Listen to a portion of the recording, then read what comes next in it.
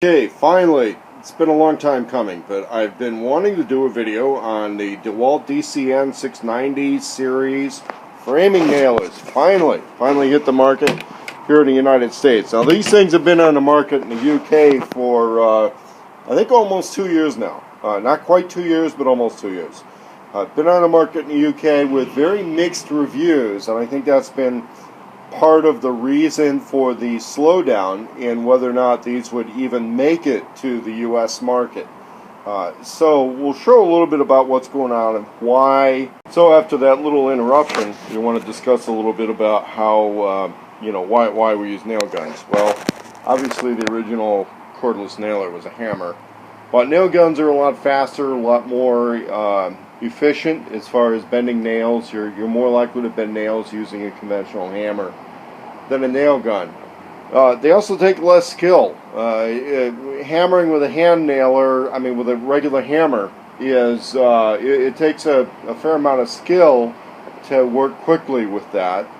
Especially holding the nail with one hand and the hammer with the other and getting it to go. That's the big issue, is that it takes both hands to start and set nails.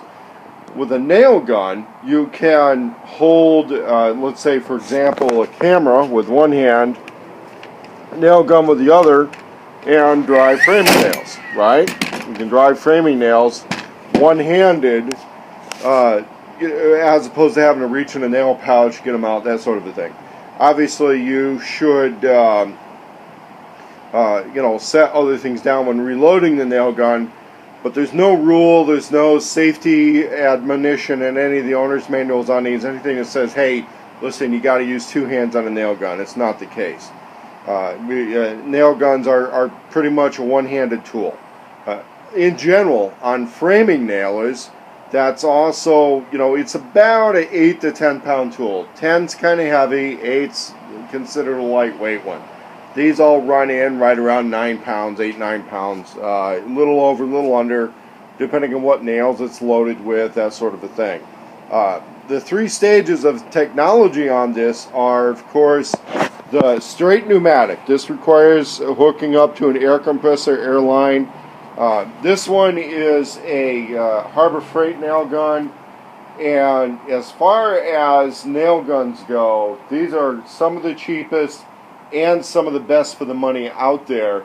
I believe this particular model was discontinued because they had come out with new models. But the really good thing about this one was you could make some adjustments in a way the feed mechanism worked on whether it ran on 21 degree, 28 or 34 degree nails. For example, the feed angle on this thing was adjustable. After looking into some forums and stuff, it turned out that the best setting for this, I think, was the middle setting, the 23 or 28 degree setting. It's been really good on that, and you can play around with the settings for reliability. I haven't used this one for a few years because I went and I got the Paslode. Paslode's really stage 2 in the technology. The Paslode uses both fuel and electricity. It's basically a single piston internal combustion motor set up to run an air compressor that expends all of its air in one shot. It runs a big piston type thing. You have to have the propane cartridges plus electricity in your batteries to get this thing to run. It's a little complex, but when these first came out about 15 years ago, this was how you could eliminate the air compressor. The downside of it has been the expense of the fuel cartridges. Okay, the battery is one expense. The original batteries for these don't last that long. They're really not that good of a battery, but the thing is, aftermarket batteries can be bought pretty reasonably. So you've had the battery expense, which is normal, and then you've had the fuel cartridge expense. So for every 1,000 nails, you're spending about 40% more money than if you were just buying nails. Okay. The other thing is, these have to be taken apart and cleaned from time to time because it is a internal combustion type setup. There's exhaust gases, there's carbon residue. They have to be taken apart and cleaned from time to time, more frequently than a straight up pneumatic nailer. So let's get to the purpose of this review. Dewalt has finally hit the US market with their electric only framing nailer. Now these things had pretty mixed reviews in the UK where they were test marketed. A lot of people in the UK said they were jamming. They said they were a little bit underpowered, and they, like we said, mixed reviews. One of the things that I've been trying to determine on this is whether or not any major changes were made as this thing is now being released to the U.S. market. As far as I can't tell. I don't know. I haven't had one of the UK models up close to tell. Some of the speculation has been that they made some changes to the internal feed mechanism. But here's what I've learned so far. One, the feed mechanism on these, they say, uses anywhere from 30 to 34 degree nails. So what they're trying to do is they're trying to make it a little bit more in the smartness of what Harbor Freight had with the adjustable feed mechanism that could use a few different brands of nails. The Dewalt can use the Paslode nails. I went nail shopping last night when this thing came in yesterday during the day. I bought it on eBay to save a little money over the local purchasing. Found out I wasn't saving that much money. These have kind of fixed pricing. In order to be a licensed retailer, you got to sell them for a certain price. So I didn't want to buy a huge batch of nails, but I did have nails left over from my Paslode.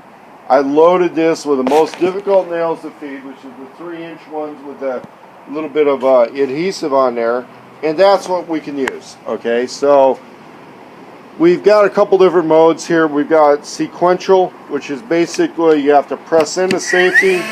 You'll hear the little air compressor go, and bam. Now, you'll notice how I didn't get full penetration. The reason for this is because there's a little bounce with this thing that I have all this setting on, right? So you can reduce the bounce by pressing really hard and maybe holding with both hands. Here I'm pressing hard and I've reduced the amount of bounce. Now on straight pneumatic nailers, what you can do is you can turn up the air pressure that turns up the power, and you'll reduce the amount of bounce. See how we've got here? On a straight pneumatic nailer, you just turn things up and you reduce the amount of bounce. The Paslode has no adjustment, but it's pretty powerful to begin with.